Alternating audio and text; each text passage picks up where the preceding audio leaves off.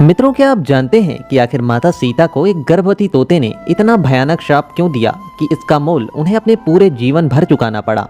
और ऐसे ही कुछ गलतियां हम अपने जीवन में कर देते हैं जिसके कारण जाने अनजाने ही सही इसका अंजाम कहीं ना कहीं हमें भी भुगतना पड़ता है। तो आखिर वह कौन सी गलती थी, जानेंगे इस खास वीडियो में, इसीलिए वीडियो को अंत तक जरूर देखें। अगर आप चैनल पर नए हैं तो इसी तरह के रोचक जानकारी के लिए चैनल को सब्सक्राइब कर वीडियो को लाइक जरूर कर लें। कहते हैं एक बार बाल्य अवस्था में माता सीता अपनी सहेलियों के साथ बगीचे में खेल रही थी और उसी बगीचे के एक पेड़ पर एक तोते का जोड़ा बैठा हुआ था। दोनों आपस में माता सीता और भगवान राम की बातें कर रहे थे, जिसे सुन माता सीता का ध्यान उनकी तरफ आकर्षित हुआ। मादा तोता बोल रही थी कि इस संसार में राम नाम का एक बड़ा प्रतापी राजा होगा और उनका विवाह यहीं की राजकुमारी सीता से होगी। दोनों तोते को आपस में बातें करते देख माता सीता की उत्सुकता और बढ़ गई। इसीलिए सीता ने उन तोतों को पकड़वा लिया और तोते से पूछा कि हमारे जीवन के बारे में तुम्हें इतनी सारी जानकारी कहाँ से मिली है। तब तोते ने कहा कि हमने ये बात महर्षि वाल्मीकि के आश्रम में सुनी है। जिसके बाद माता सीता आगे उन तोते से कहती है कि मैं चाहती हूँ कि तुम आज से मेरे साथ रहो और मेरे और राम के बारे में मुझे बताती रहो। तब नर तोते ने सीता से कहा कि हे सीते, हम आपके साथ आपके महल में नहीं रह सकते क्योंकि हम एक पक्षी हैं।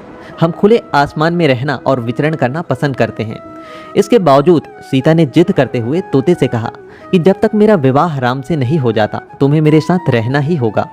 सीता की इस जिद पर तोते ने सीता से काफी याचना और मिन्नतें की, फिर भी सीता नहीं मानी। नर तोते को आजाद करते हुए माता सीता ने कहा कि तुम खुशी खुशी जा सकते हो, लेकिन मादा तोता मेरे साथ ही रहेंगी। इस पर नर तोते ने सीता से कहा कि हे सीते, मेरी पत्नी गर्भ अवस्था में है और मैं इसका वियोग नहीं सहन कर पाऊंगा, इसीलिए आप इसे छोड़ दो। तोता के बहुत गिड़गिड़ाने के बावजूद भी माता सीता ने उनकी एक भी नहीं सुनी। उन्हें उन पर तरस भी नहीं आया, उन्हें छोड़ने से मना कर दिया। जिसे देख मादा तोता को सीता माता पर अत्यंत क्रोध आया और मादा तोते ने सीता को श्राप देते हुए कहा कि जैसे तुमने मेरे पति से मुझे गर्भावस्था में दूर कर रही हो, ठीक उसी प्रकार तुम्हें भी अपने गर्भावस्था में अपने पति का वियोग सहना पड़ेगा। इतना कहते ही मादा तोते ने अपने प्राण त्याग दिए। इसके कुछ समय बाद नर तोता भी अपने जोड़े के मृत्यु का दर्द नहीं सहन कर पाया और अपना प्राण त्याग दिया। और मित्रों, कहा जाता है कि इसी गर्भवती तोते के श्राप की वजह से माता सीता को गर्भावस्था में राम का वियोग सहना पड़ा था।